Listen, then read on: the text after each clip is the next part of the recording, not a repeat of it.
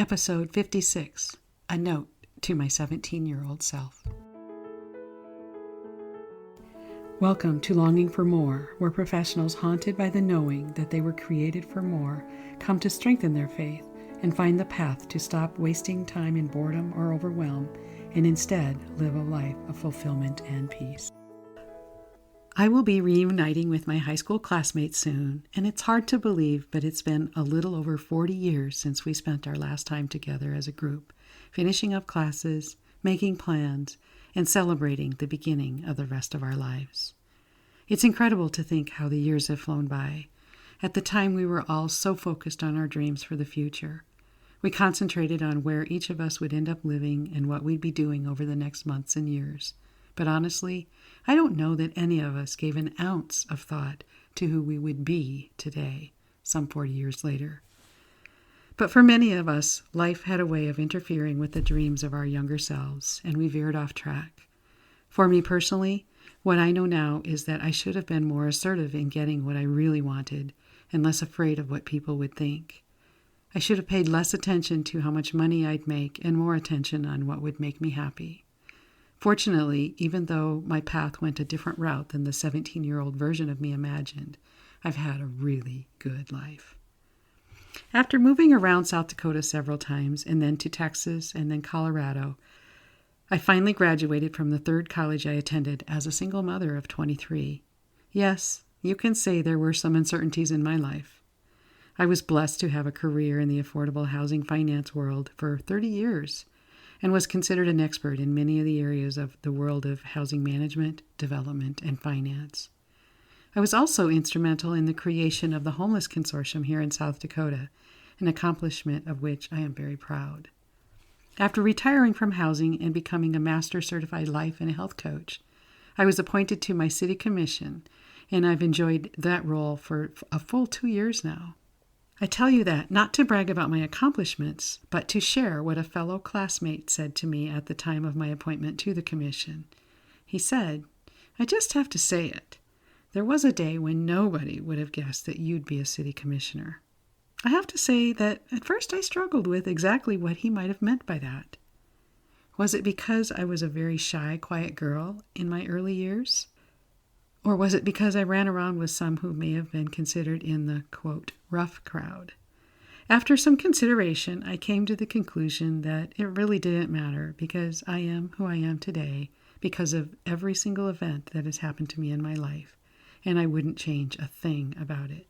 Well, okay, maybe a few wardrobe choices or hairstyles, but you know what I mean. The point is, we all can and should change as we grow older. We can become whoever we want to become at any stage in our lives. It is totally up to us if we are open to accepting the opportunities that come our way. If we aren't living the life of our dreams and we aren't living on the edge at least a little bit, we may not be living the life God intended for us to live. After all these years, I really believe that my purpose is to help people live the life their soul is longing for and to courageously step out of their comfort zone to get there. If I hadn't had a complete transformation in my life, not once, but twice, I'm pretty sure no one would pay any attention to what I have to say on that topic. But I'm not the only one who has gone through significant changes in our lives. And for that reason, I am excited to see all these classmates that I haven't seen in the last 40 years and learn where their lives have taken them. To learn where life worked out and where they might have done things differently. I realize that each one of our journeys is vastly different from any other, with some attending college or trade schools, others serving our country at home or abroad, while others went straight into the workforce. We all had a path to follow. Some paths were easier than many, and some were truly unbearable. When I look back, I hardly recognize the girl I was back then. Sure, the foundation of who I am hasn't changed.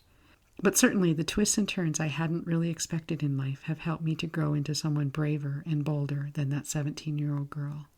That timid, quiet girl who wanted to do things right, but would often get swept up in other people's agendas still shows up sometimes. But for the most part, she has to take a back seat to the woman whose faith has given her the courage to go after what her heart desires. Ironically, so many of those desires are the very same things she dreamed about 40 years ago. As I look forward to our reunion, I can't help but think about how time changes things.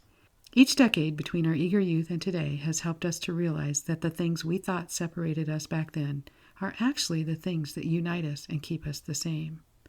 I am fascinated to learn about the inner longings of my class members and whether their journeys turned out as they had planned, or had they too taken unexpected turns.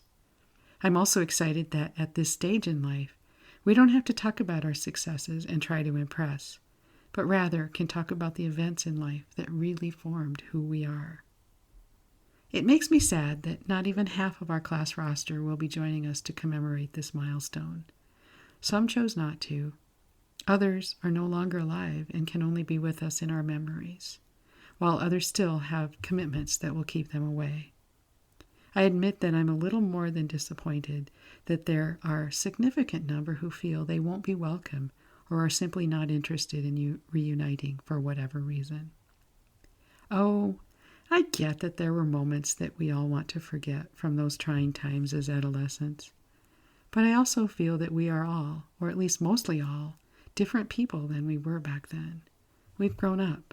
We've learned to make it on our own. But more importantly, we have discovered that we need to be open to learning from those who aren't like us. From my experience over the last few years, most are more interested in getting to know others beyond our close circles of friends, and no longer judge those who think and act differently than we do. Truly, we have so much to gain from those who see things from a different perspective. I believe that God orchestrates our lives so that every experience we have from the very beginning of life through our last breath is made to honor and glorify Him. He gives us opportunities, some of which turn out amazingly, and some aren't even close.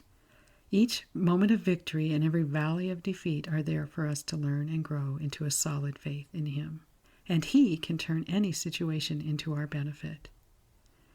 As I reflect on this today, I would tell the 17-year-old version of me not to be so hard on herself when things don't work out. That it's okay to take risks because God is in control, not her. To stop comparing herself to others and simply be authentically her, and mostly to be grateful for the amazing people in her life, some of whom she didn't appreciate until they were gone. The biggest lesson I want her to know is that life is short, and to stop letting fear get in the way and to go for every desire God lays on her heart. Thankfully, I did learn that lesson before it was too late. I'm curious, what lesson would you tell your 17-year-old self? I want to thank you for listening today. I value every single download. If you know of someone who could benefit from hearing this message, please share it with them now. I would really appreciate it too if you would subscribe to the podcast so that you don't miss an episode if you enjoyed this. If you have things you're curious about or would like me to touch on in my weekly podcast, why don't you send me a message and let me know? It would bring me great pleasure to be able to talk about those topics for you. If you don't have my contact info, I can always be found at vannajohnson.com. If you are one of those classmates I spoke of in this episode, whether you'll be at the reunion or not, simply know that I am grateful for you and your part in my journey. If we haven't connected lately, I would love to do just that. Thank you again for stopping by today. Go, have an amazing day, and go live your more.